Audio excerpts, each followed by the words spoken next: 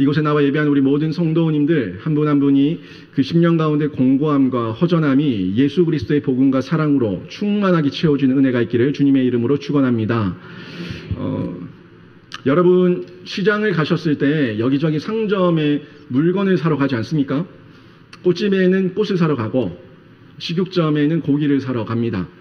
빵집에는 빵을 사러 가고 떡집에는 떡을 사러 가는데 그 상점에 갔을 때 여러분이 찾고자 하는 물건이 없다면 여러분 어떻겠습니까?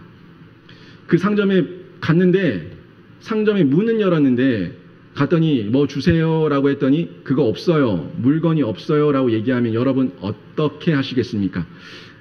물건이 언제 들어옵니까? 라고 묻고 거기서 들어올 때까지 기다리시겠습니까? 아니면은 다른 상점으로 가서 여러분이 필요로 한 물건을 사시겠습니까? 어떻게 하시겠습니까? 우리가 이 룻기서를 볼 때 좀 다른 각도에서 볼 필요가 있습니다. 우리는 필요한 것에 대해서 갈급함이 있고 필요한 것을 채우고자 하는 소망이 있습니다. 그런 마음이 우리 모두에게 있는데 이 룻기서를 볼 때 저희가 자기의 필요를 갈급하게 찾고 있는 인간 실존의 입장에서 한 번 더 볼 수 있어야 됩니다. 룻기에 나오는 그 인물들, 특히 먼저 나왔던 나오미와 엘리멜렉과 그 두 아들과 이 가족이 왜 가나안 땅, 그 약속의 땅이었던 가나안 땅을 떠났는지에 대해서 한번 좀 생각해 한번 해보자고요. 그리고 룻을 생각할 때, 룻기를 생각할 때 룻기의 주인공이 여러분 누구라고 생각을 하십니까? 보통은 룻기의 주인공이 누구냐고 물으면은 룻이라고 얘기를 하는데 룻기의 주인공은 나오미와 보아스입니다. 나오미와 보아스가 실제로는 이 룻을 이어가고 있는 내용으로 볼 수가 있습니다. 실제 룻기서 1장 20절을 보게 되면은 이런 말씀이 나오는데 보시면 나오미가 그들에게 이르되 나를 나오미라 부르지 말고 나를 마라라 부르라 이는 전능자가 나를 심히 괴롭게 하셨음이니라 이런 말씀을 하고 있어요. 그리고 룻기서 4장 14절에 보면 여인들이 나오미에게 이르되 찬송할지로다 여호와께서 오늘 내게 기업 물을 자가 없게 하지 아니하셨도다 이 아이의 이름이 이스라엘 중에 유명하게 되기를 원하노라 라고 얘기하고 있는데 지금 1장에서의 내용도 그렇고 4장에서도 그렇고 나오미가 등장하고 있죠. 나오미가 등장하고 있는데 1장에서는 나오미가 모든 것을 다 잃었습니다. 남편 잃었습니다. 두 아들을 잃었습니다. 모든 것을 다 잃고 공고하게 정말 그 심정과 심령이 텅 비어있는 내적으로 외적으로 모든 것이 텅 비어있는 나오미의 모습을 조명하고 있고 4장으로 넘어가게 되면은 이 나오미가 룻을 통해서 다시 기업 물을 자신의 그 후손을 가슴에 안고 기뻐하고 있는 그 모습으로 마무리가 되는 이 룻기의 내용을 확인할 수가 있다는 거죠. 이 내용을 통해서 저희는 한 번 더 확인하게 되는 것은 이 나오미라고 하는 여인은 지금 이 시대를 살아가고 있는 우리들의 자화상이에요. 한국교회와 우리 성도들과 이 시대를 살아가고 있는 우리 현대인들의 공허함, 텅 비어있는 가슴, 그리고 아무것도 그들 안에서 그들의 영적 기근과 기갈을 채워주지 못하는 그런 공고함을 얘기해주고 있는 한 면의 자화상이라고 볼 수가 있습니다. 그럼 보아스는 누구겠습니까? 보아스는 그 시대 가운데 그 현대인들을 하나님의 은혜와 하나님의 사랑으로 채우시는 역사, 하나님의 놀라운 사랑의 그 긍휼의 은혜, 이걸 통해서 그 텅 비었던 한 여인이, 그 한 가문이 다시금 세워지고 하나님의 사람으로 하나님의 영광을 드러내는 그 계보로 쓰임받게 되는 이런 놀라운 내용을 저희가 룻기를 통해서 확인할 수가 있다는 거죠. 실제 이 룻을 통해서 낳은 이 자녀를 통해서 다윗 왕조의 계보가 이어지게 되고 예수 그리스도의 계보가 이어지는 놀라운 그 역사를 이 하나님의 나라, 이 족보를 통해 가지고 저희가 확인할 수가 있지 않습니까? 그런데 이 많은 사람들이 이 나오미를 얘기할 때, 그리고 엘리멜렉을 얘기할 때 아니 한번 보세요. 왜 저래 소리 지르는지. 나오미와 이 엘리멜렉을 얘기할 때 배교자, 변절자 이런 정도로만 이야기를 하고 있다는 거예요. 배교자, 변절자. 정말 그렇냐는 겁니다. 이 배교자, 변절자 정도로만 나오미와 이 엘리멜렉을 생각할 수가 있냐는 거죠. 많은 신학자들과 이 목회자들이 이 엘리멜렉과 이 나오미를 이야기할 때 하나님께서 허락하셨던 약속의 땅, 그 가나안 땅을 버리고 도망간 변절자, 배교자 정도로만 이야기를 하고 있는데 정말 그러냐는 겁니다. 1절 말씀을 보면서 그런 이야기를 많이 하게 되는데 1절 말씀을 보시면 사사들이 치리하던 때에 그때 흉년이 드니라 유다 베들레헴 한 사람이 그의 아내와 두 아들을 데리고 모압 지방에 가서 거류하였는데 라고 말씀하고 있습니다. 분명히 사사 시대였다고 얘기하고 있어요. 지금 룻기의 이 배경 엘리멜렉과 이 나오미가 그 베들레헴 땅을 떠났던 그 가나안 땅을 떠났던 시기, 그 시기는 사사기 시대였다는 것을 그 배경을 분명하게 정리해서 얘기해 주고 있다는 거죠. 그러면 여러분 사사 시대가 어떤 시대였습니까? 여러분이 알고 있는 사사 시대는 어떤 시대입니까? 사사 시대를 아주 잘 보여주고 있는 내용이 사사기 마지막 장 마지막 절에 그 내용을 설명해 주고 있는데 21장 25절에 보면 이렇게 기록하고 있습니다. 그때에 이스라엘의 왕이 없으므로 사람이 각기 자기의 소견에 옳은 대로 행하였더라 라고 기록하고 있어요. 말 그대로 왕이 없으므로 우리를 다스리고 통치하고 지도할 자가 없기 때문에 내 생각이 옳은 대로 내 마음이 가는 대로 그렇게 살았던 시대가 사사시대였다는 것을 얘기하고 있습니다. 말 그대로 인간 좋을 대로 살았다는 거예요. 인간의 탐욕과 욕심을 채우기 위해서 그냥 욕정대로 살았던 시대에 그냥 그렇게 하나님보다는 인간이 더 우선이 되었던 시대, 그런 시대가 사사시대였다는 것을 저희가 분명히 확인할 수가 있다는 거죠. 그 시대에 엘리멜렉이 살았어요. 그 시대에 그 시대에 나오미가 살았어요. 그 시대에 그렇게 살고 있다가 이 엘리멜렉과 나오미가 그 땅을 떠나가지고 이 모압이라고 하는 지방으로 이주해서 갔다는 이야기입니다. 그런데 그 시대는 아주 흉년이 들었던 시대였습니다. 왜 흉년이 들었을까요? 이 흉년이 들었던 시대를 우리가 생각할 때 흉년의 정도도 한 번 더 생각해 볼 수가 있는데 이 흉년이라고 하는 것은 아주 처절한 흉년이었습니다. 이 영어와 이 히브리어를 보게 되면은 이 내용을 잘 확인할 수가 있습니다. 이 라브라고 하는 단어를 쓰고 있는 이 흉년은 의미를 보게 되면 배고픔, 굶주림, 그리고 결핍, 그리고 기근 이렇게 얘기할 수가 있는데 이 기근이 어느 정도의 기근이었냐면 총체적인 기근이었어요. 뭐 먹으려고 해도 땅을 파고 흙을 파고 나무뿌리를 뽑으려고 해도 그거라도 먹으려고 해도 먹을 게 없는 철저하게 먹을 것이 없는 궁핍, 총체적인 기근 이런 시대가 이 사사 시대에 가나안 땅에 임했던 흉년이라는 것을 확인할 수가 있습니다. 이 라합이라고 하는 단어는 그럴 때에 그렇게 굶주렸을 때에 아무것도 없을 때에 그때 사용되었던 단어가 이 라합이라고 하는 단어라는 겁니다. 그런데 이 라합이라고 하는 단어를 쓰고 있던 시대에 엘리멜렉과 나오미가 살았는데 한번 생각 한번 해보자고요. 엘리멜렉이 가장이에요. 가장인데 먹을 것이 없어가지고 자기의 두 아들이 울고불고 있습니다. 밥 달라고 그렇게 울고불고 있는 그 자녀를 보고 있어요. 또 이 아내는 그 아이에게 줄 것이 없어가지고 발을 동동 구르고 애달파하고 슬퍼하고 또 옆에서 울고 있어요. 아내가 울고 있습니다. 자식이 울고 있습니다. 먹을 것을 주고 싶어도 아무리 길을 찾아보고 아무리 산을 뒤져보고 아무리 돌아다녀 본들 먹을 것이 전혀 없는 그 기근 가운데 가장이었던 엘리멜렉의 심정이 어떻겠냐는 겁니다. 그 심정이 얼마나 힘들었겠어요. 여러분도 부모로서 자녀들을 키우면서 자녀들에게 풍족하게 주지 못할 때, 자녀들에게 풍족하게 모든 걸 다 해주지 못할 때 안타까움이 느끼는데 그 정도가 아니라 먹을 것이 없어가지고 먹을 것이 없어서 배고파 죽겠다고 울고 있는 그 처자식을 보면서 여러분의 심정은 어떻겠냐는 겁니다. 그래서 엘리멜렉이 결단합니다. 그래, 모압으로 가면은 모압 땅에는 그래도 먹을 거리가 있대. 모압 땅으로 가면은 내가 조금만 일을 하면 먹을 거리를 구할 수가 있대. 이 말을 듣고 그 먹거리를 구하기 위해서 흉년이었던 가나안 땅을 떠나 모압 지방으로 가게 되는데 여러분 이 엘리멜렉을 보면서 비난할 수 있습니까? 이 엘리멜렉을 보면서 그래도 떠나면 안 되지 라고 비난할 수가 있냐는 겁니다. 3절 말씀을 보니까 그래서입니까? 그렇게 가나안 땅을 떠나면 안 되는데 그래서 떠나서 모압 땅으로 가서 그 이유 때문일까요? 갑자기 모압 땅으로 가서 거류하고 거주하기 시작했던 엘리멜렉이 죽습니다. 죽어버려요. 가나안 땅을 떠나서 하나님의 약속의 땅을 떠났기 때문에 하나님의 저주를 받아서 죽은 걸까요?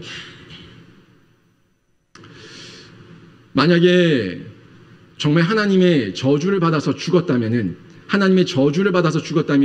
나오미가, 남편을 잃은 나오미가 얼른 정신을 차려야죠. 정신을 차려야 되는데, 이 나오미는 정신을 차렸는지 못 차렸는지, 아는지 모르는지 더 모압 땅에서 살아보겠다고 발버둥 칩니다. 이방 여인들을 며느리로 구해서 얻어서 자신의 두 아들을 이방 여인과 결혼을 시킵니다. 4절 말씀해 보니까 그 내용이 나오죠. 그들은 모압 여자 중에서 그들의 아내를 맞이하였는데 하나의 이름은 오르바요, 하나의 이름은 루시더라. 이렇게 오르바와 루시라고 하는 두 여인을 며느리로 얻어서 자신의 아들들과 결혼을 시킵니다. 또 그것 때문일까요? 또 그것 때문인지 모르겠지만 이 말론과 기럧이 시름시름 앓다가 둘 다 죽어버립니다. 5절 말씀에 그렇게 나옵니다.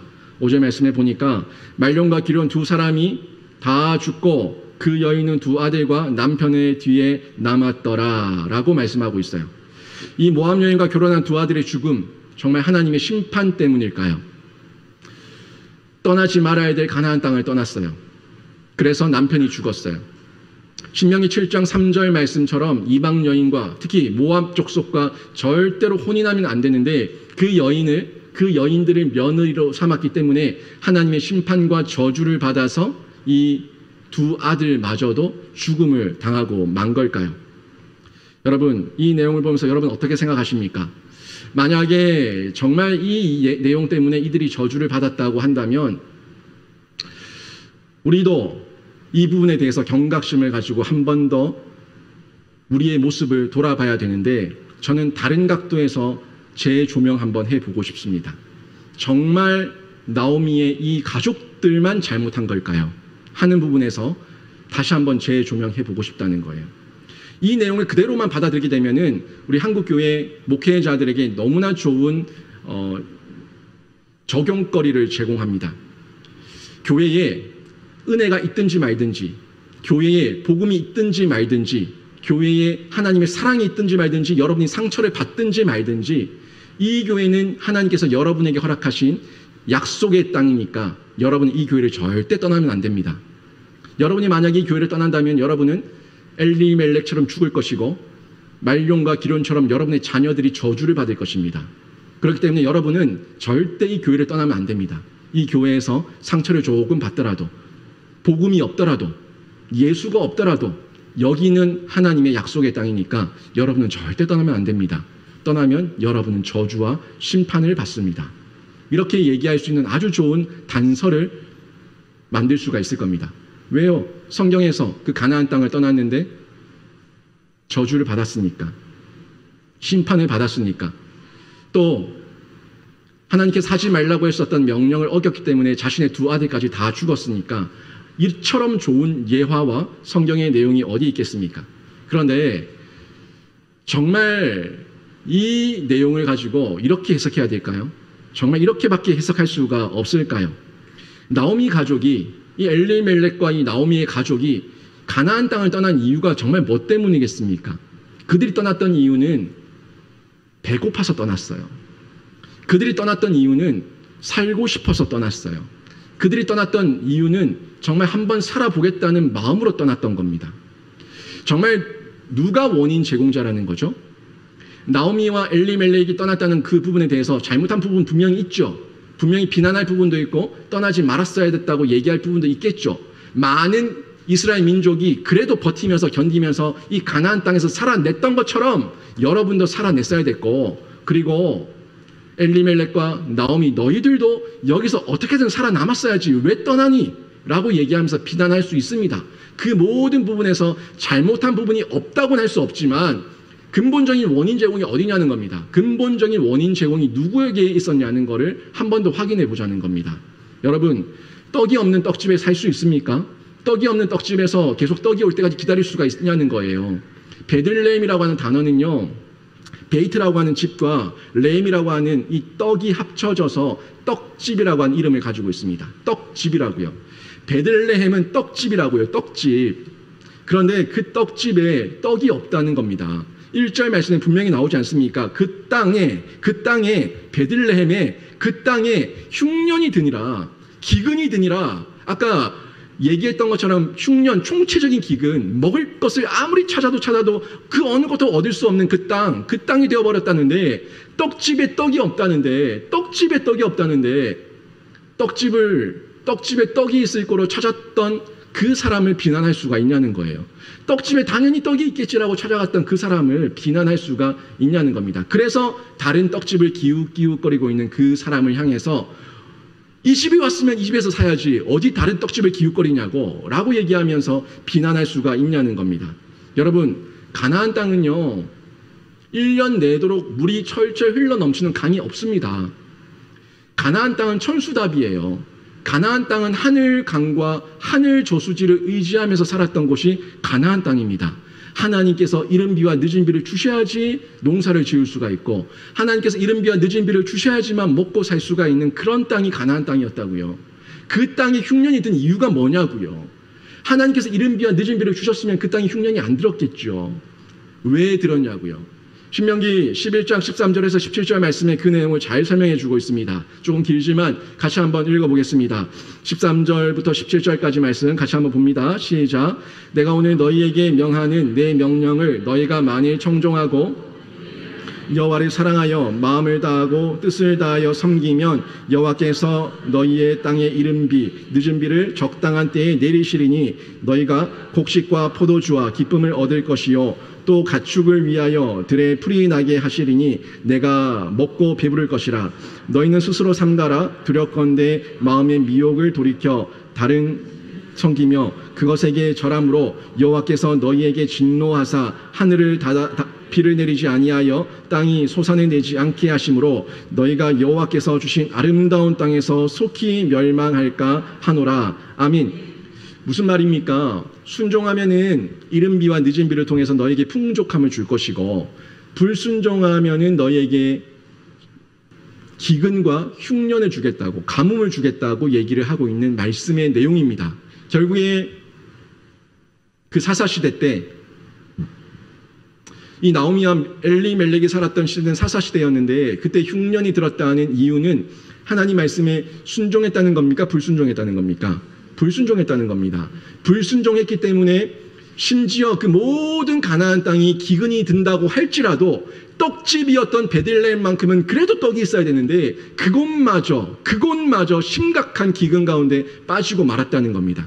떡이 있어야 될 떡집 베들레헴마저도 심각한 기근에 빠졌다는 것은 그 가나안이 총체적으로 하나님을 떠났고 하나님 앞에서 범죄했고 하나님 앞에서 심판받아 마땅했다는 것을 확인할 수가 있는데, 그 심판의 내용 그리고 그들 범죄의 내용이 어느 정도였는지는 저희가 정확하게 알 수는 없지만 사사기를 읽으면서 사사기의 내용을 보면서 이런 죄들을 범했겠구나, 이렇게 폐역한 죄를 범했겠구나 하는 정도는 저희가 상상할 수가 있을 거예요.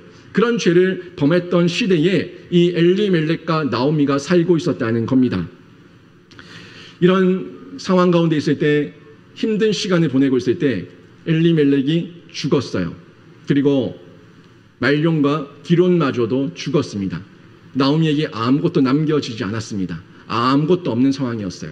그런데 나오미가 그 땅을 떠났던 이유가 배가 고파서 떠났다는 이유를 다시 한번 확인할 수가 있는 부분이 6절 말씀이에요. 6절 말씀에 보니까 그 여인이 나오미죠. 모압 지방에서 여호와께서 자기 백성을 돌보시사 그들에게 양식을 주셨다함을 듣고 라고 얘기하고 있습니다. 이 말씀을 듣고 이 소식을 듣고 다시 일어나서 베들레헴으로 가나안으로 돌아가겠다는 결단과 각오를 나오미가 하게 되는데, 이 내용을 봤을 때 나오미가 떠났던 이유는 다른 이유가 아니라 배고파서, 은혜가 없어서, 하나님 앞에서 순종이 없어서, 하나님 말씀을 따르는 그 철저한 순종, 말씀에 대한 풍족함, 그런 것들이 전혀 없기 때문에 결국엔 은혜의 기갈, 말씀의 기갈 가운데 불순종하고 죄를 범하고 계속 하나님 앞에 패역하는 그 시대상이 있었기 때문에 그 가족이 떠났다는 것을 저희가 확인할 수가 있다는 겁니다. 여러분, 만약에 이 영신교회 가운데 또 한국교회 가운데 복음이 없는 교회가 된다면 여러분 어떻게 견디시겠습니까? 이 강단에서 말씀이 없습니다. 복음이 없습니다. 예수가 없습니다. 그저 헌금 설교와 그저 목회자에게 순종할 것과 그리고 그저 헌신할 것만을 강요하면서 여러분에게 살아갈 힘과 복음과 예수와 은혜가 없다면, 사랑이 없다면 여러분 어떻게 살아남겠습니까? 그래서 이 교회 저 교회 돌아다녀 봅니다. 이 교회 저 교회 기웃거려 봅니다.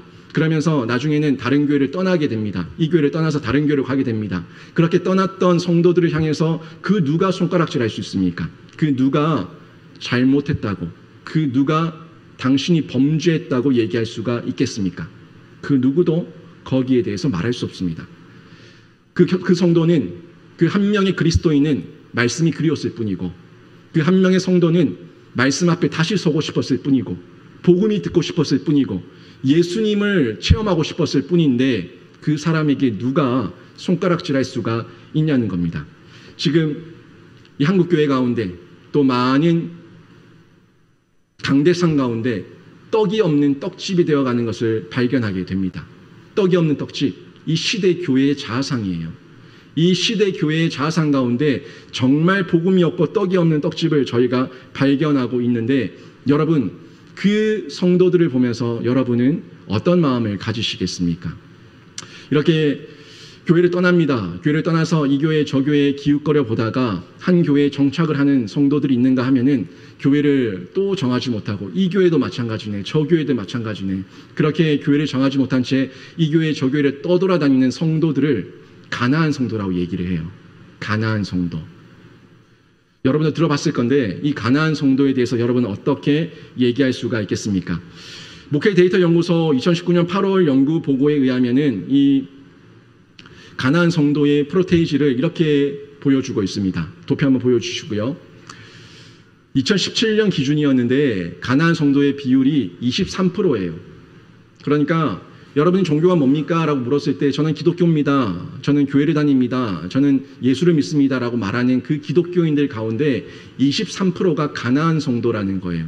교회를 정하지 못하고 정착하지 못한 채 여기저기를 떠돌아다니는 성도들이 23% 가까이 된다고 얘기를 합니다.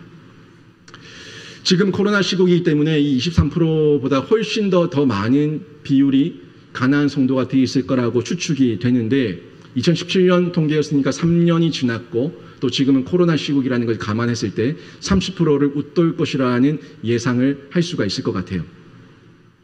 그런데 이 성도들에게, 이 가나안 성도들에게 왜 교회를 떠났습니까? 라고 물었더니 이렇게 통계가 나왔습니다.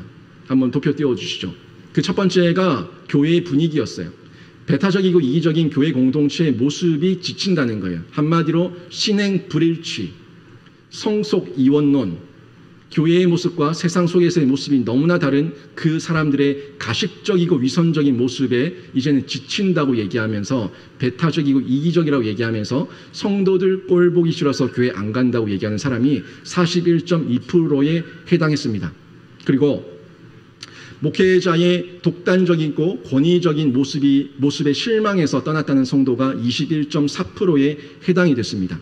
또 3위가 교회가 개인의 영적인 갈급함을 채워주지 못해서 교회를 떠났다는 사람들이 20.2%에 해당됐습니다. 1위는 교회의 분위기였지만 2위와 3위는 전적으로 목회자와 강단의 잘못이라는 것을 확인할 수가 있습니다.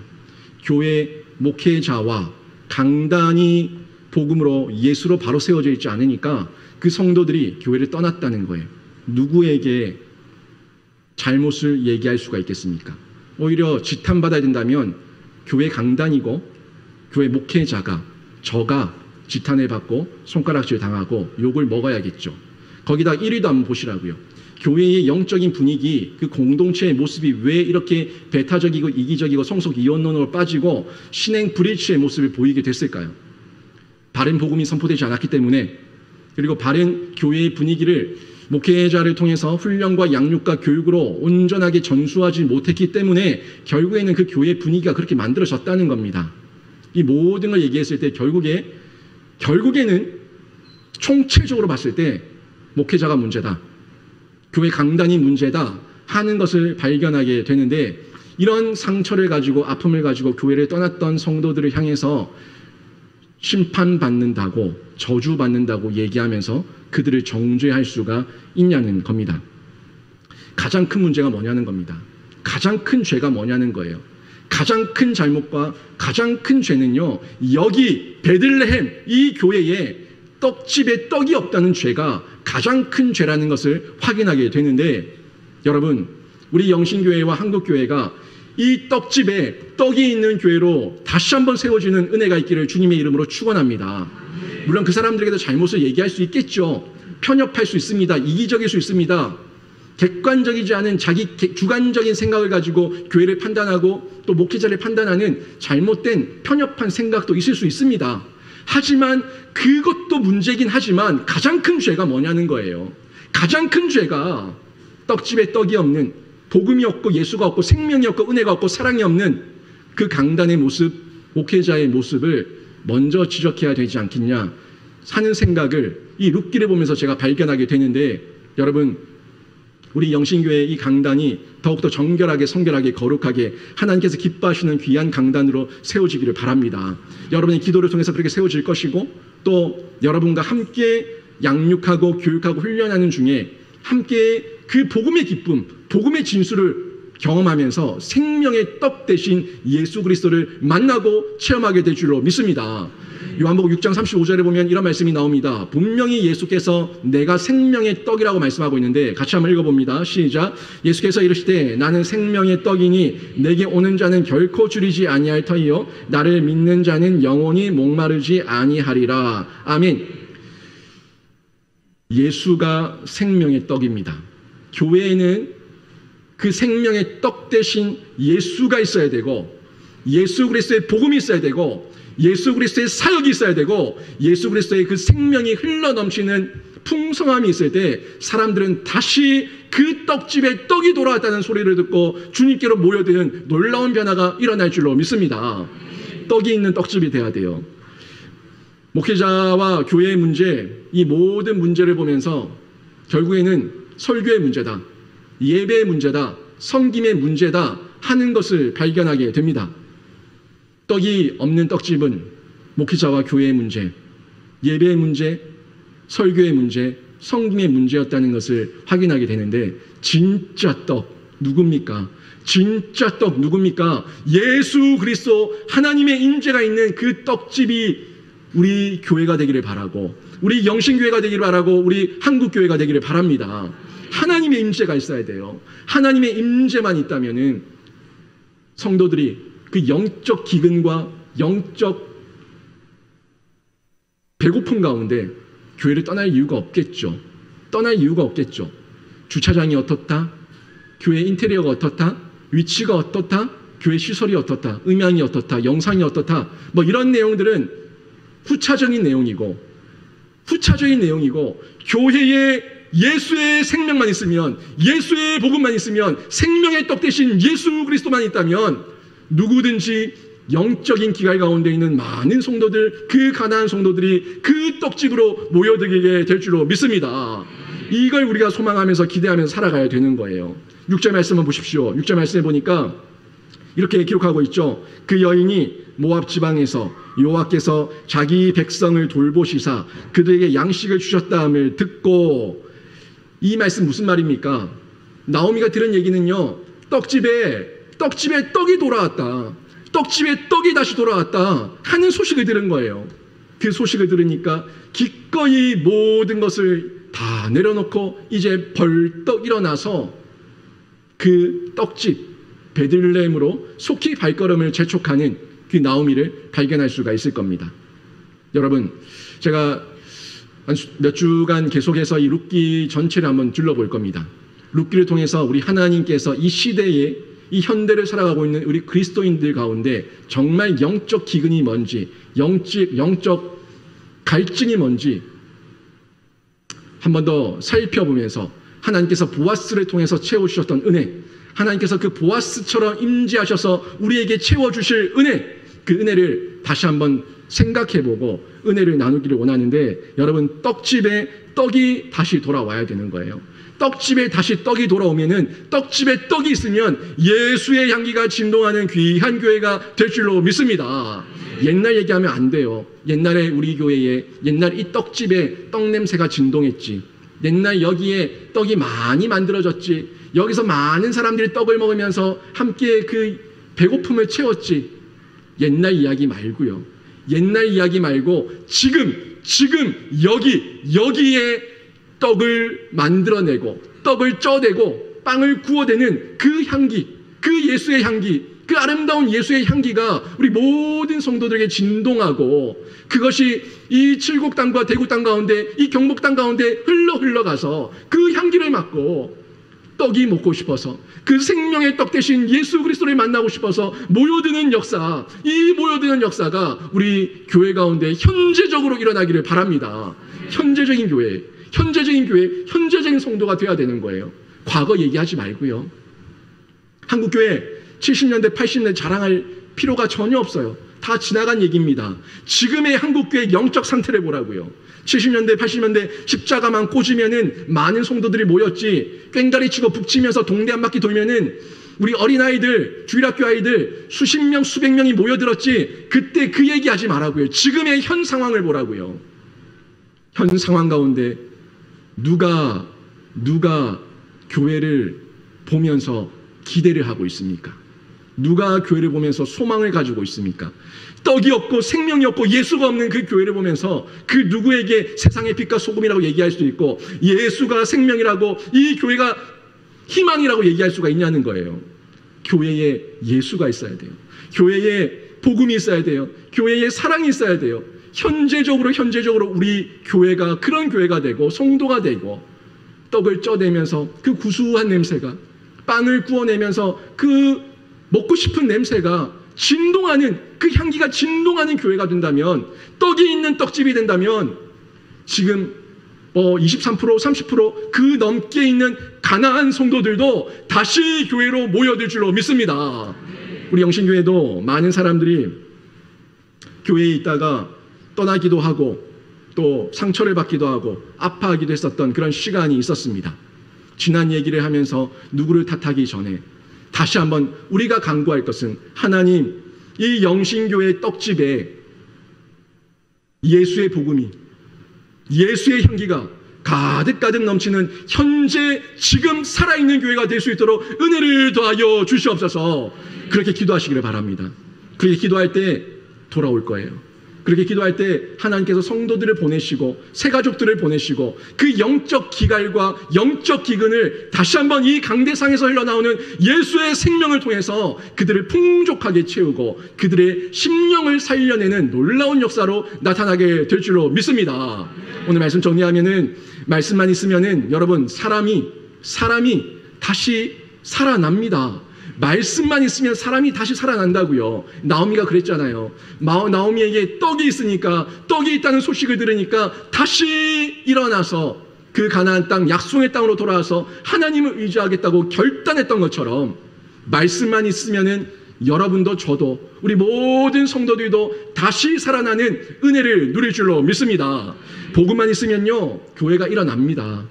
복음만 있으면 교회가 일어난다고요. 교회의 가장 큰 특징은 생명력입니다.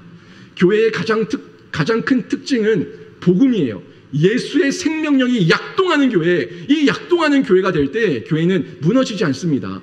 어려움이 있을 수 있고 환난이 있을 수 있고 역경이 있을 수 있지만 그 모든 것은 또 한 번 이겨내게 하시는 하나님의 기회가 될 줄로 믿습니다. 이 베들레헴이요, 떡집이었는데 떡이 없었잖아요. 떡이 없어서 사람들이 떠났어요. 하지만 다시 은혜가 임하고 그곳에 떡이 돌아오니까 사람들이 모여들었던 것처럼 복음만 있으면 교회는 다시 일어나는 줄로 믿습니다. 사랑만 있으면요, 관계가 다시 회복됩니다. 사랑만 있으면 관계가 회복된다고요.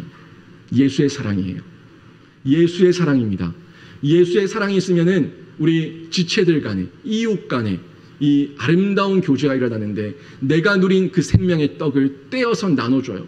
내가 누린 그 생명의 떡을 떼어서 나눠주고 그 손에 쥐어주는 이런 놀라운 역사가 일어나게 되는데, 여러분이 먼저 복음으로 충만하시고 생명의 떡으로 충만하셔서 여러분 주변 가운데, 여러분 이웃 가운데, 여러분 지체 가운데 힘들어서 영적 기갈 가운데 공고해서 쓰러져 가고 있는 그들에게 그 생명의 떡을 떼어서 나눠줄 수 있는 그런 도전, 그런 회복이 일어나기를 주님의 이름으로 축원합니다. 이 모든 것이 생명의 떡 대신 예수 그리스도를 통해서 반드시 실현될 것인데, 여러분 예수만 기대합시다.